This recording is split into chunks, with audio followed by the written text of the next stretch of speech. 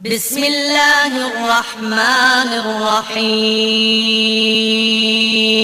واعتصموا بحبل الله جميعا ولا تفرقوا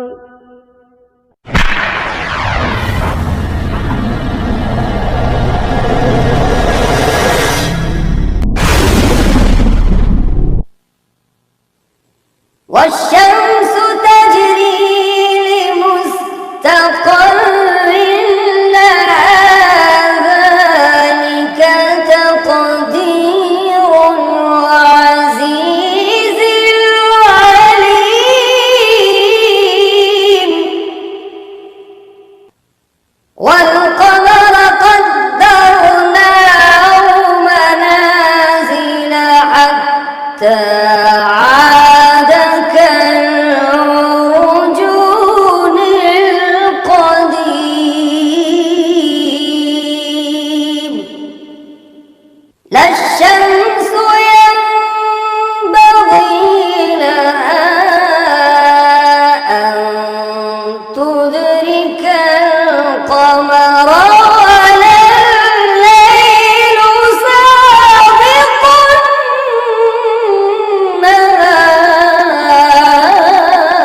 النهار وكل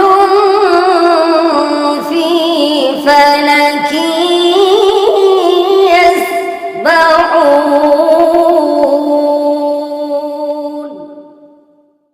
الحمد لله رب العالمين والصلاة والسلام على سيد الأنبياء والمرسلين محمد صلى الله عليه وسلم وعلى آله وأصحابه وذرياته أجمعين أما بعد قال النبي صلى الله عليه وسلم إن الشمس والقمر آيتان من آيات الله وإنهما لا يخسفان لموت أحد وإذا كان ذاك فصلوا وادعوا حتى يكشف ما بكم رب اشرح لي صدري ويسر لي أمري واحلل عقدة من لساني يفقهوا قولي رب زدني علما. محترم ناظرین و سامعین و حاضرین کرام، السلام علیکم ورحمۃ اللہ وبرکاتہ. مختلف نیوز چینلوں اور مختلف اخبار و ذرائع سے اور ابلاغ و ذرائع سے خبریں ہم تک پہنچ رہی ہیں کہ 21 جون کو سورج گرہن ہونے والا ہے. سورج گرہن کیا ہوتا ہے، سب سے پہلے اس کو جان لیتے ہیں. اور اگر سورج گرہن لگتا ہے، سورج گرہن ہوتا ہے تو ہمیں کیا کرنا ہوگا. سورج گرہن کیا ہوتا ہے، سب سے پہلے اس پر ہم آپ کو تھوڑا سا بتا دیتے ہیں. زمین پر سورج گرہن اس وقت لگتا ہے جب چاند دوران گردش زمین اور سورج کے درمیان آ جاتا ہے، جس کی وجہ سے سورج کا مکمل یا کچھ حصہ دکھائی دینا بند ہو جاتا ہے. اس صورت میں چاند کا سایہ زمین پر پڑتا ہے. چونکہ زمین سے سورج کا فاصلہ زمین کے چاند سے فاصلے سے 400 گنا زیادہ ہے، اور سورج کا محیط بھی چاند کے محیط سے 400 گنا زیادہ ہے. اس لیے گرہن کے موقع پر چاند سورج کو مکمل یا کافی حد تک زمین والوں کی نظروں سے چھپا لیتا ہے. سورج گرہن ہر وقت ہر علاقے میں نہیں دیکھا جا سکتا، اس لیے سائنسدانوں سمیت بعض لوگ سورج گرہن کا مشاہدہ کرنے کے لیے دور دراز سے سفر طے کر کے گرہن زدہ علاقے میں خطے میں جاتے ہیں. مکمل سورج گرہن ایک علاقے میں تقریباً 370 سال بعد دوبارہ آ سکتا ہے، اور زیادہ سے زیادہ 7 منٹ 40 سیکنڈ تک برقرار رہتا ہے. البتہ جزوی سورج گرہن کو سال میں کئی دفعہ دیکھا جا سکتا ہے. یورپ میں 1999 عیسوی میں مکمل سورج گرہن دیکھا گیا تھا، اور وہ تاریخ میں سب سے زیادہ دیکھا جانے والا سورج گرہن تھا. سورج گرہن کئی قسم کا ہو سکتا ہے، مثلا مکمل سورج گرہن، حلقی سورج گرہن، مخلوط سورج گرہن، جزوی سورج گرہن. جب بھی زمین کی کسی خطے میں مکمل سورج گرہن لگتا ہے تو اس کے گرد و نواح میں چاروں طرف جزوی گرہن ہوتا ہے. محترم سامعین و حاضرین و ناظرین اکرام، مختلف مذاہب میں اس کے مختلف وجوہات اور اسباب بیان کیے جاتے ہیں، بیان کیے گئے ہیں، لوگ بیان کر رہے ہیں۔ ان سب کا ذکر نہ کر کے آئیے دیکھیں کہ ایسے موقع پر اسلام کی تعلیمات کیا ہیں۔ اسلام ایک ایسا دین ہے جس نے ہمیں پیدائش سے لے کر تدفین تک زندگی کے ہر مرحلہ پر رہنمائی دی ہے۔ دین اسلام نے ہمیں زندگی میں ہونے والے ہر کام کے متعلق ایسی تعلیمات مہیا کر دی ہیں جو ہمارے لیے دین، دنیا اور آخرت کی خیر کا سبب ہیں۔ یہاں تک کہ ایسے کام بھی جو بظاہر ہماری زندگیوں کے معاملات سے بہت دور دکھائی دیتے ہیں، ان معاملات میں سے سورج گرہن اور چاند گرہن بھی ہیں۔ ان دونوں معاملات میں ہمارے رسول خاتم النبیین جناب محمد رسول اللہ صلی اللہ علیہ وسلم نے اپنے رب اللہ عز و جل کے وحی کے مطابق قولی اور عملی طور پر ہمیں یہ سکھایا کہ اس کا سبب کیا ہے، اور اگر ہماری زندگیوں میں معاملات ظاہر ہوں تو ہمیں کیا کرنا چاہیے۔ جس طرح ضروری ہے کہ نماز کیسے پڑھنی ہے، کب پڑھنی ہے، اسی طرح سے اس مسئلہ پر احادیث میں صراحت موجود ہے۔ صحیح بخاری اور صحیح مسلم کے علاوہ سنن کی کتابوں میں جیسے ابو داؤد، ترمذی، ابن ماجہ، نسائی وغیرہ میں بھی احادیث بکثرت اس تعلق سے موجود ہیں۔ تو بطور مسلم سب سے پہلے ہمیں ایسے وقت میں اللہ اور اس کے رسول جناب محمد رسول اللہ صلی اللہ علیہ وسلم کی طرف آنا چاہیے کہ ان کا کیا حکم ہے۔ سورج اور چاند گرہن کے بارے میں متعدد معاشرے میں افراط و تفریط کا شکار لوگ نظر آتے ہیں۔ کہیں تو سورج گرہن کا نظارہ کرنے کے لیے پارٹیاں منعقد کی جاتی ہیں، تو کہیں اس دوران حاملہ خواتین کو کمروں میں بند کر دیا جاتا ہے اور انہیں چھری کانٹے وغیرہ کے استعمال سے روک دیا جاتا ہے تاکہ بچے ناقص پیدا نہ ہو، پیدائشی نقص سے پاک پیدا ہوں۔ رسول اکرم صلی اللہ علیہ وسلم کے زمانے میں جب سب سے پہلے سورج گرہن ہوا، اتفاق سے اسی دن نبی کریم صلی اللہ علیہ وسلم کے بیٹے ابراہیم کی وفات ہوئی تھی۔ لوگ کہنے لگے کہ سورج گرہن آپ کے بیٹے کی وفات کی وجہ سے ہوا ہے۔ نبی اکرم صلی اللہ علیہ وسلم نے اس بد اعتقادی کو، ضعیف الاعتقادی کو ان الفاظ سے رد فرمایا۔ اللہ کے نبی جناب محمد عربی صلی اللہ علیہ وسلم نے فرمایا، ان الشمس والقمر آیتان من آیات اللہ وانہما لا یخسفان لموت احد واذا کان ذاک فصلوا وادعوا حتی یکشف ما بکم۔ صحیح بخاری نماز کسوف کا بیان، باب چاند گرہن میں نماز پڑھنے کا بیان۔ یعنی اللہ کے نبی جناب محمد عربی صلی اللہ علیہ وسلم کی اس حدیث کو امام بخاری رحمہ اللہ نے ایسے ہی بیان کیا ہے کہ شمس و قمر یعنی سورج اور چاند اللہ کی نشانیوں میں سے دو نشانیاں ہیں، ان کو گرہن یا گہن کسی کی موت و حیات کی وجہ سے نہیں لگتا، چنانچہ جب تم انہیں اس حالت میں دیکھو تو اللہ تعالیٰ سے دعا کرو اور نماز پڑھو حتیٰ کہ سورج گرہن کھل جائے۔ چاند اور سورج کا گرہن آثار قدرت ہیں، کسی کے مرنے جینے یا کسی اور وجہ سے نمودار نہیں ہوتے، بلکہ اللہ تعالیٰ اپنے بندوں کو عبرت دلانے کے لیے ظاہر فرماتا ہے۔ اگر تم ایسے آثار دیکھو تو جلد از جلد دعا کرو، استغفار کرو اور یاد الہی کی طرف رجوع کرو۔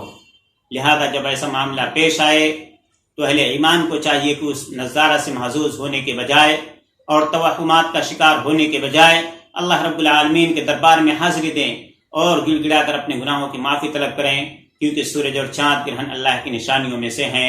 ان کے ذریعہ اللہ تعالیٰ اپنی مخلوق کو ڈراتا ہے اور ان کے ذہنوں میں قیامت کا منظر تازہ کرتا ہے کہ اس دن سورج لپیٹ دیا جائے گا اور ستارے توڑ دیے جائیں گے، سورج اور چاند جمع کر دیے جائیں گے، وہ دونوں بے نور ہو جائیں گے۔ نبی اکرم صلی اللہ علیہ وسلم کا شمس و قمر کے گہنائے جانے پر، گرہن ہونے پر عالم یہ ہوتا تھا کہ آپ صلی اللہ علیہ وسلم گھبرا اٹھتے تھے اور نماز پڑھتے تھے۔ نماز کسوف کا طریقہ کیا ہے؟ نماز کسوف کا طریقہ یہ ہے کہ انسان تکبیر تحریمہ کہے اور پھر دعا استفتاح یعنی ثنا پڑھنے کے بعد تعوذ پڑھے، تسمیہ آہستہ، تعوذ اور تسمیہ دونوں آہستہ پڑھ کر سورہ فاتحہ کے ساتھ کسی دوسری سورت کو ملاتے ہوئے جہراً لمبی قرأت کرے، پھر لمبا رکوع کرے، پھر پہلے رکوع سے سر اٹھا کر سمی اللہ لمن حمدہ ربنا ولک الحمد کہے، پھر بسم اللہ آہستہ پڑھ کر سورہ فاتحہ کے ساتھ کسی دوسری سورت بلند آواز سے پڑھتے ہوئے لمبی قرأت کرے، لیکن یہ اس دوسری بار کی قرأت پہلے سے کچھ کم ہوگی۔ پھر دوسری بار لمبا رکوع کرے، لیکن یہ رکوع پہلے رکوع سے کچھ کم ہوگا، پھر رکوع سے سر اٹھائے اور سمی اللہ لمن حمدہ ربنا ولک الحمد کہے، پھر کافی دیر تک کھڑا رہے، پھر 2 لمبے لمبے سجدے کرے، اسی طرح دونوں سجدوں کے درمیان کافی دیر تک بیٹھے، پھر دوسری رکعت کے لیے کھڑا ہو اور بالکل پہلی رکعت کی طرح دوسری رکعت بھی ادا کرے، لیکن دوسری رکعت کا ہر عمل پہلی رکعت کے اعمال سے قدرے کم ہوگا۔ پھر اس کے بعد تشہد بیٹھے اور آخر میں سلام پھیرتے۔ نماز کسوف کے اس طریقے کی دلیل حضرت عائشہ صدیقہ رضی اللہ تعالی عنہا سے صحیح بخاری میں حدیث مروی ہے کہ نبی اکرم صلی اللہ علیہ وسلم کی زوجہ محترمہ عائشہ صدیقہ رضی اللہ تعالی عنہا کہتی ہیں، ایک بار نبی اکرم صلی اللہ علیہ وسلم کی زندگی میں سورج گرہن ہوا تو نبی صلی اللہ علیہ وسلم مسجد چلے گئے اور لوگوں نے آپ کے پیچھے صفیں بنا لی، تو آپ صلی اللہ علیہ وسلم نے تکبیر کہی اور پھر لمبی قرأت فرمائی، پھر آپ نے تکبیر تحریمہ کہہ کر لمبا رکوع کیا، پھر آپ نے سمی اللہ لمن حمدہ کہا اور کھڑے رہے، سجدہ نہیں کیا، پھر آپ نے دوبارہ لمبی قرأت فرمائی لیکن یہ پہلی قرأت سے قدرے کم تھی، پھر آپ صلی اللہ علیہ وسلم نے دوبارہ تکبیر کہتے ہوئے لمبا رکوع کیا تاہم یہ پہلے رکوع سے کم لمبا تھا، پھر آپ صلی اللہ علیہ وسلم نے سمی اللہ لمن حمدہ ربنا ولک الحمد کہا، پھر آپ صلی اللہ علیہ وسلم سجدے میں چلے گئے اور پھر دوسری رکعت میں بھی عین ہی اسی انداز سے پڑھائی۔ اسی طرح آپ صلی اللہ علیہ وسلم نے 2 رکعت نماز میں 4 رکوع اور 4 سجدے کیے، صحیح بخاری میں یہ حدیث موجود ہے۔ نماز کسوف کا پڑھنا سنت موقدہ ہے۔ بخاری اور صحیح مسلم کی اگر حدیثوں کو آپ پڑھیں گے تو اس سے بہت ساری چیزیں معلوم ہو جائیں گی۔ مثلا نماز کسوف کا پڑھنا سنت موقدہ ہے، نماز کسوف کے لیے اذان و اقامت نہیں کہی جائے گی، نماز کسوف کا باجماعت ادا کرنا بہتر ہے، راجح قول کے مطابق نماز کسوف میں قرأت جہری ہوگی۔ پہلے رکوع کی عام دعائیں ثابت ہی پڑھی جائیں گی، نماز کسوف کے بعد خطبہ دینا مسنون عمل ہے۔ دوسری بات ہے کہ نبی کریم صلی اللہ علیہ وسلم نے شمس و قمر کے گرہن کی علتیں بیان فرمائی کہ اس سے اللہ تعالیٰ اپنے بندوں کو عبرت دلاتا ہے۔ جب سورج یا چاند گرہن ہوتا تو صحابہ کرام اللہ تعالیٰ سے اس مصیبت ٹال دینے کی دعا کرتے اور استغفار کرتے، لہذا ہمارے لیے ضروری ہے کہ ہم بھی اس مصیبت سے پناہ طلب کریں، نماز کسوف ادا کریں اور اللہ تعالیٰ سے استغفار کرتے ہوئے اپنے گناہوں کی معافی طلب کریں۔ سورج گرہن اور چاند گرہن دونوں اللہ تبارک و تعالیٰ کی نشانیوں میں سے ہیں۔ سورج اور چاند کو گرہن کی حالت میں لا کر اللہ عز و جل اپنے بندوں کو خوف دلاتا ہے۔ سورج اور چاند کو کسی کی موت، کسی کی پیدائش، کسی کی زندگی کی وجہ سے گرہن نہیں لگتا، پر وہ کوئی بھی شخصیت ہو۔ سورج گرہن کسی کی زندگی یا موت، کسی پیدا شدہ انسان یا پیدا ہونے والے جنین پر کسی بھی طرح کوئی تاثیر نہیں رکھتے۔ اس ویڈیو کی ڈسکرپشن میں حرم نبوی میں ادا کی گئی صلاۃ الکسوف سورج گرہن کی نماز کا طریقہ بتایا گیا ہے، اس کو آپ دیکھ کر کے نماز کسوف کا طریقہ سیکھ سکتے ہیں۔